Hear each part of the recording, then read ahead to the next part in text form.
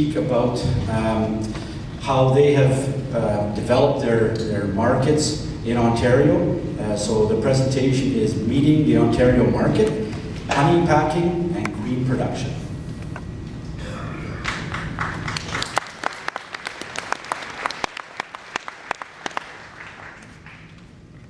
Thank you, Riel. I'm going to start, and I'm going to talk first about Tuckamore Bee Company, and then John is going to come up and talk about Dutchman's Gold.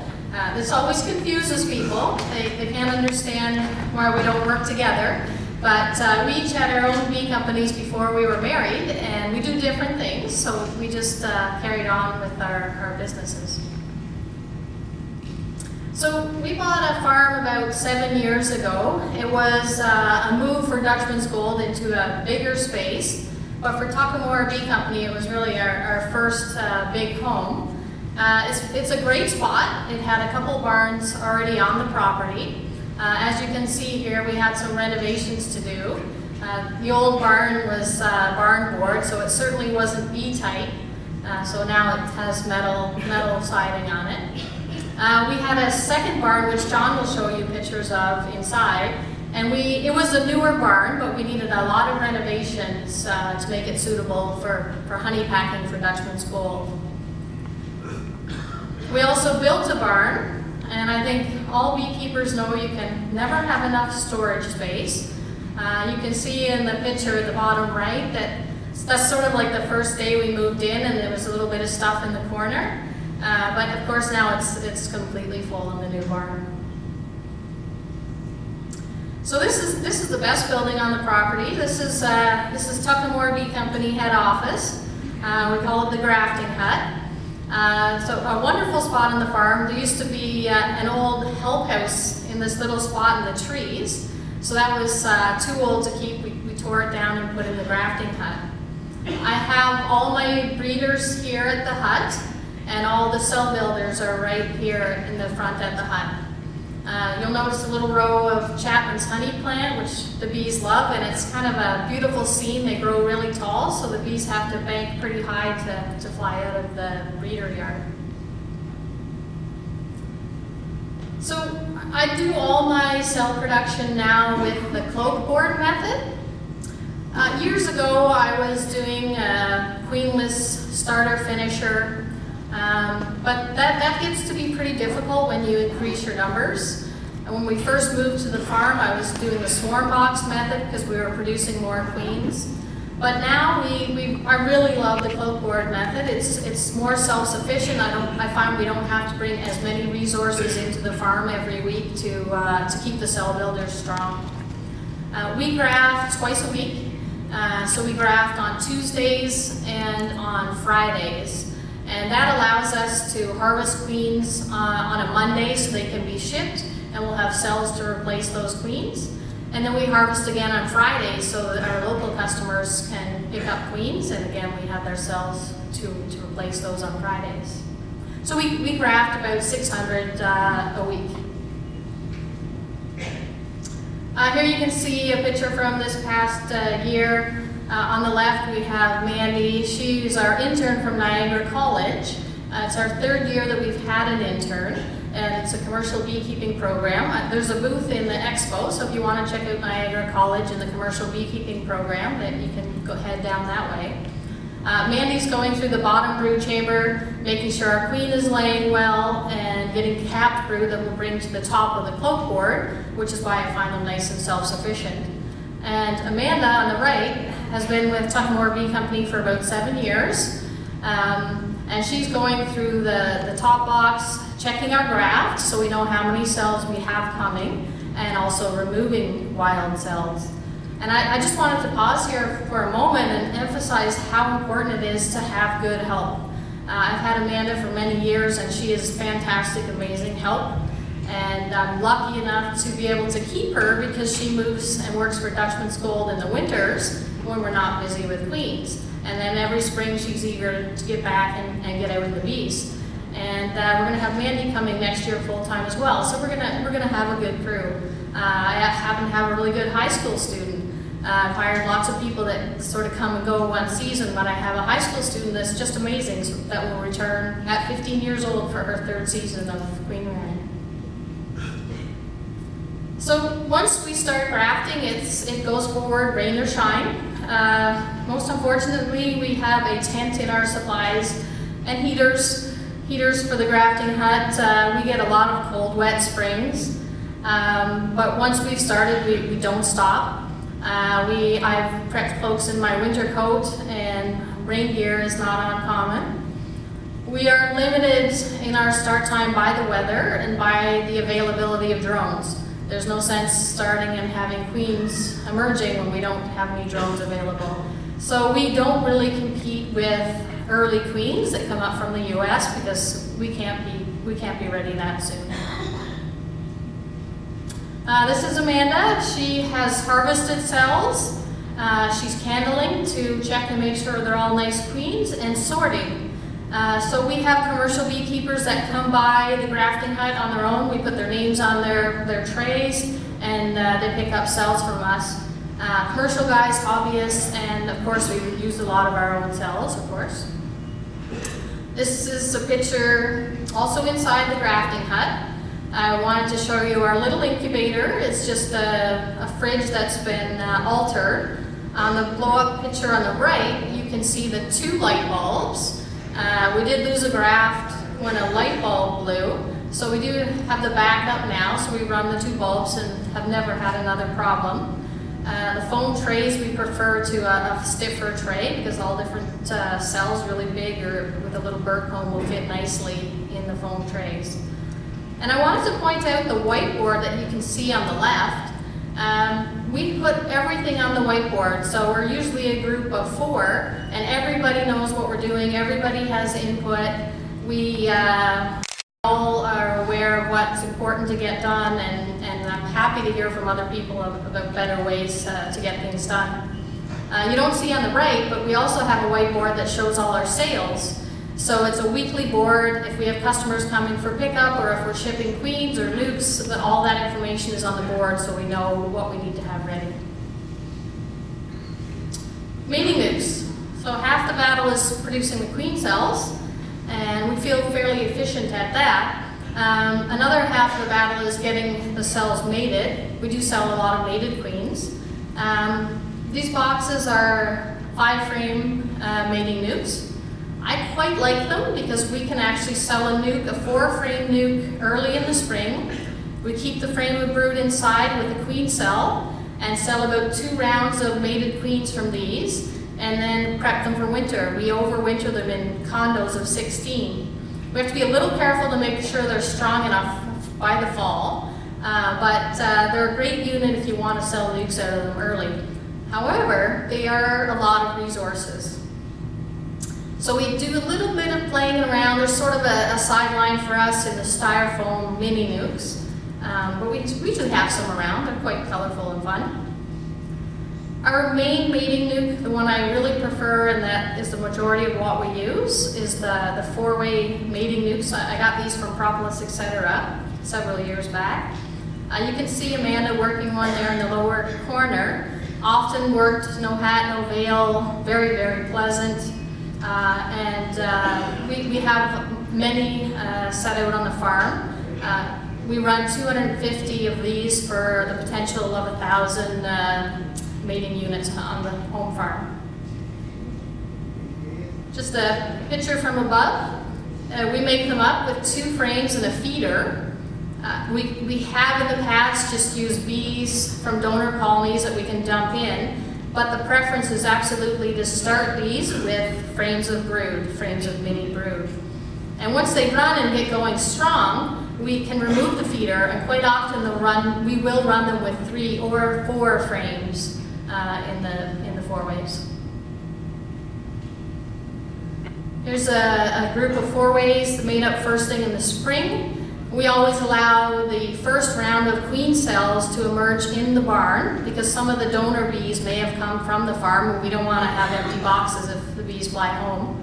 So in the first round, the virgins emerge in the barn, and then we'll put them out in the barn. We can get nice frames of brood even on these little minis, but they're certainly great for starting. And so we had a little bit of trial and error figuring out how to produce enough of these frames of brood early in the season. We do put frame boxes with 20 mini frames. They're a medium honey box with a divider to hold the frames. And we put them on top of all of our strong units in the spring.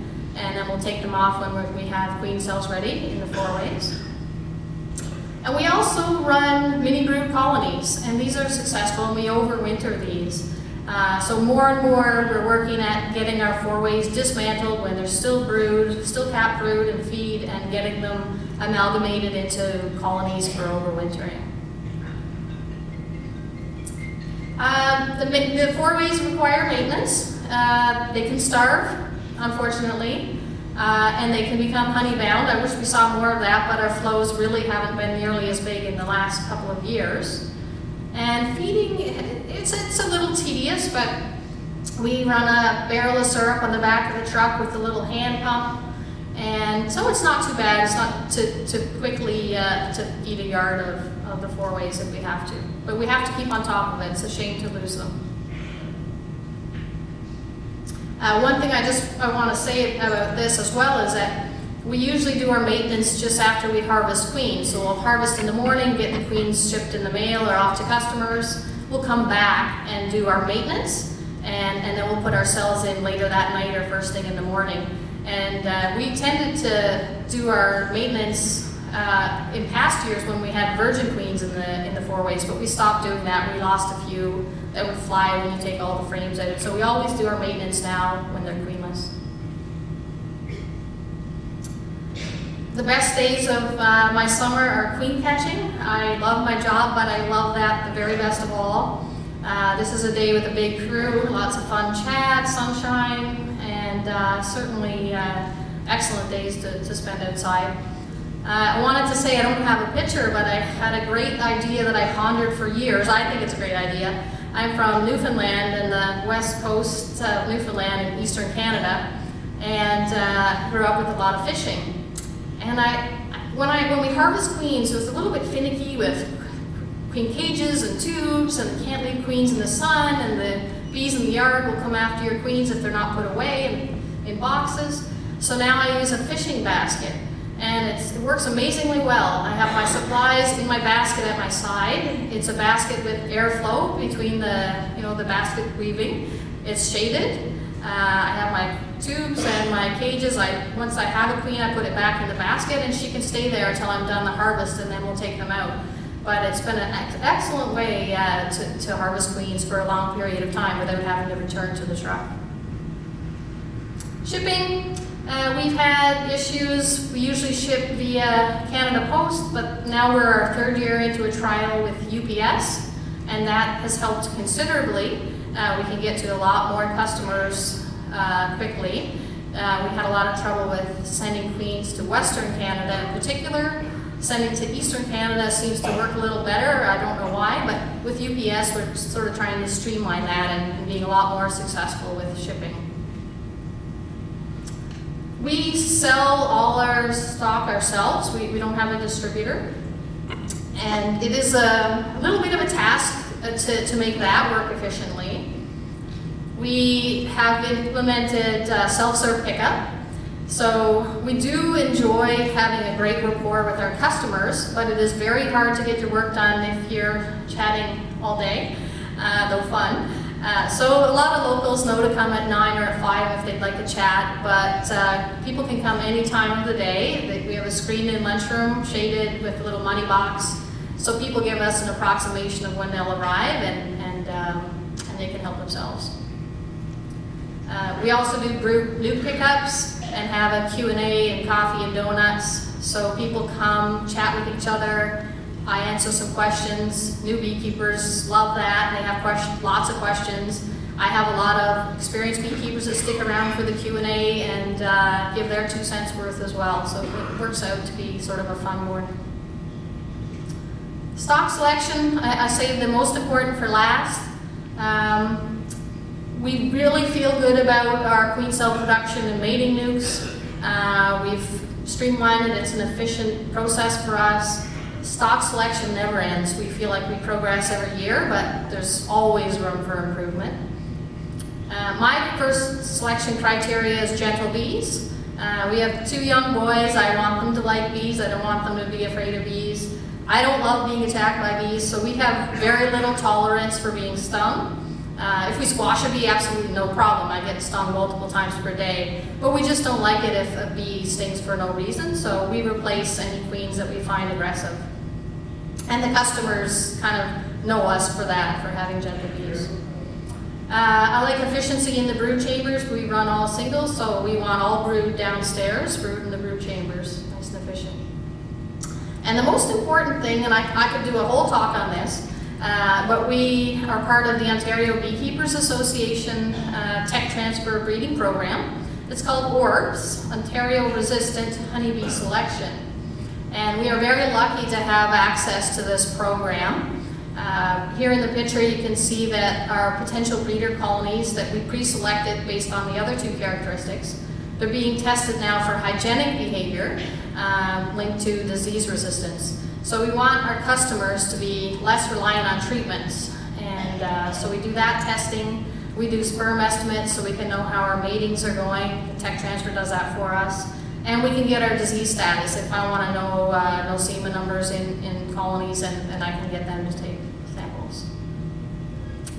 So I'm going to hand things over to John. My last slide here is just an emphasis on how well this has worked for our family with the boys. I'm on the farm most of the time. I have about 12 out yards, but you know, the breeding hut is there, the 4-ways are there, the drone source colonies are there, so the boys can grow up pretty easily around the farm.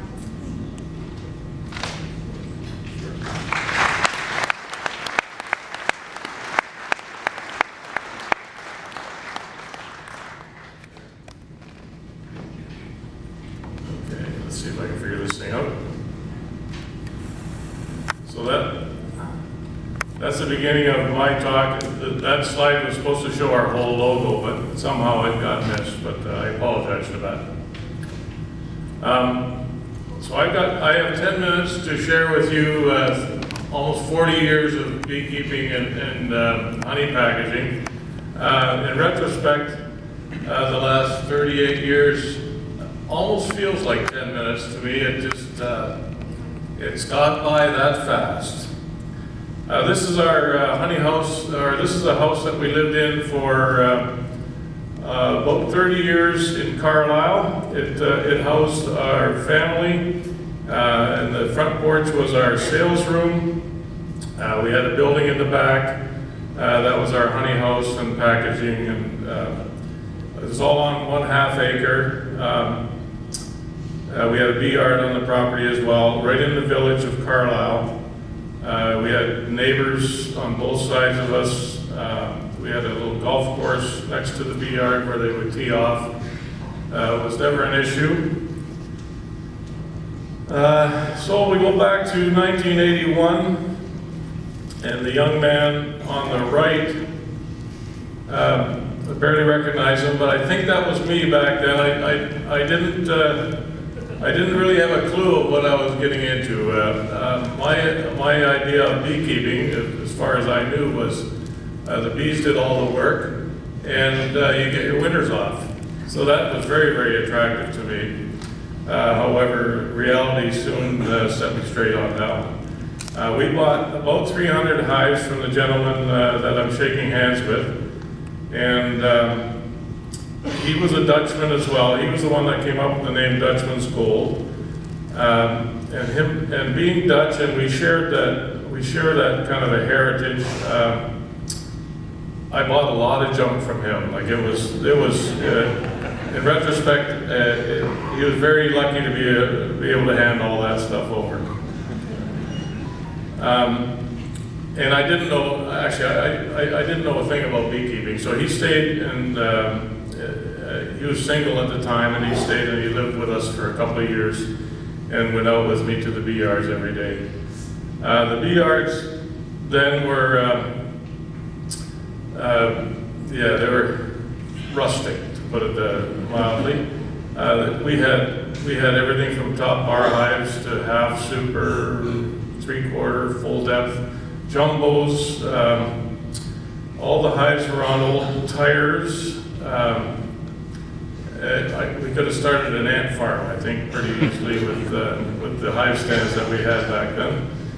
It took us a long time, and me being Dutch, you know, I would have the best of intentions of getting rid of all the old stuff, but you know, I'd pile it up, and then summer would come along, and well, you need that stuff again, right? So back into the production again. This was the old honey house that we first started in.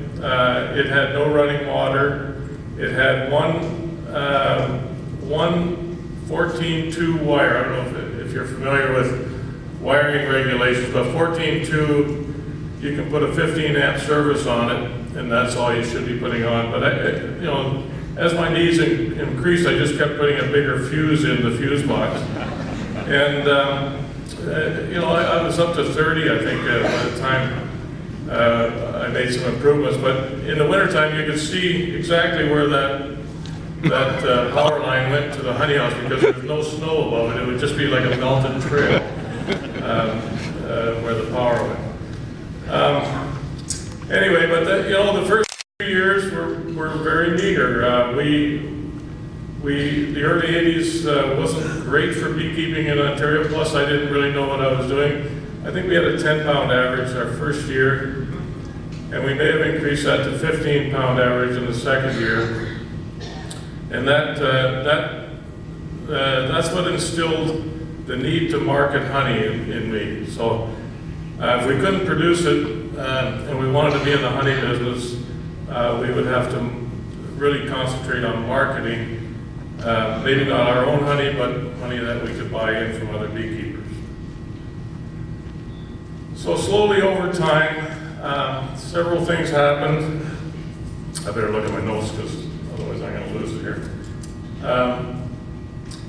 For one thing, the price of honey did improve over time.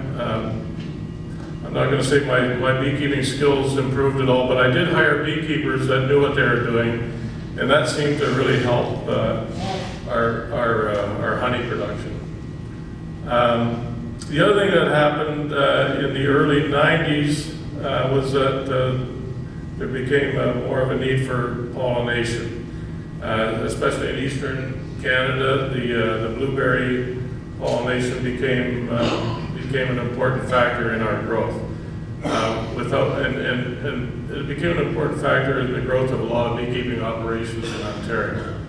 I think the beekeeping world in Ontario would be quite different without that blueberry pollination income that started in the late 90s and has carried through for the last 20 or 25 years. Yeah, so you know, as the income improved, we were able to buy, you know, to start to buy forklifts and to be able to finally get rid of that old equipment and start to improve the equipment. That was the other thing that we found, is that you know, that 25-year-old frame that we were so proud of because we kept it for so long, that it wasn't really doing anything for our beekeeping operation. And once we started to replace comb and do beekeeping a little more properly, we managed to bring our 10-year average up to about 100 pounds, which is right around where it should be for our area of Ontario. There's a little bit of blueberry pollination. Some of our hives in the fields of blueberries. Blueberry pollination it's hard on the bees, but the income was good, so that's why we earned our money. We spent the rest of the summer trying to get our bees back in shape so that they'd be able to winter.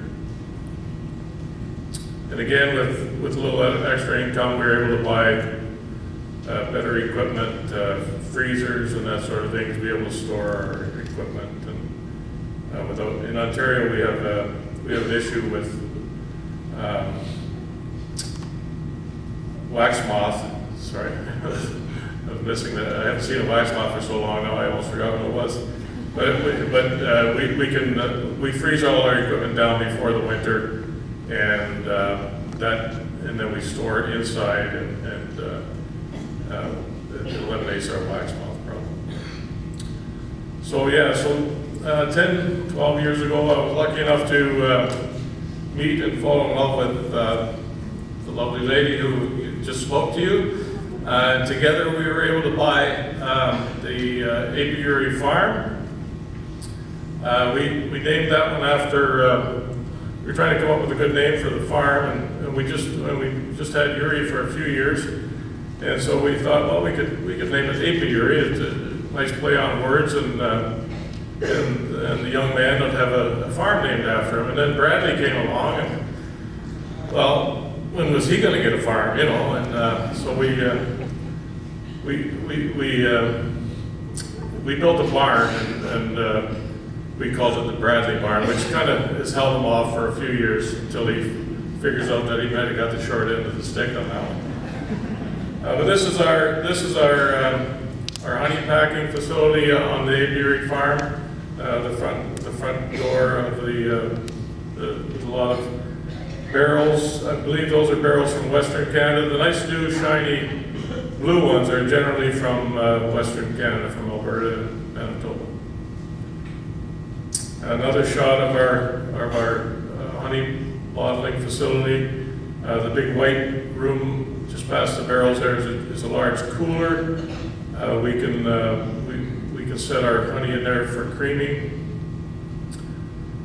and we can store things that require cooling in there as well. At the very far end of the building there is our office buildings and our shipping area.